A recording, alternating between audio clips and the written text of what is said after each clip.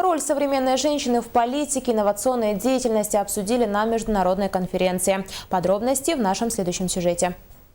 Мероприятие началось со слов главного организатора, ректора Санкт-Петербургского социально-экономического института, председателя организационного комитета конференции Елены Калининой. Название конференции полностью соответствует и вызову времени, и проблемам, с которыми нам придется сегодня встречаться, и главное их решать. Первое пленарное заседание коснулось основной цели и главной темы обсуждений конференции – положения женщин и вызовов современности. Поэтому для выработки рекомендаций по улучшению положения женщин в новых условиях современности собрались представители более 8 стран и 30 регионов России. Известный английский писатель Киплинг писал, что Восток – это Восток, а Запад – это Запад, намекая, что они никогда не найдут точек соприкосновения. Но данная конференция, кидая вызов времени, пересматривает знаменитую фразу, твердя, что именно преимущество мягкой женской силы сделает наш мир более толерантным и равноправным для всех. Участники от Республики Саха-Якутия ежегодно принимали участие в этом форуме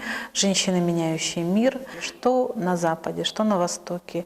Одни и те же вопросы, проблемы волнуют женщин.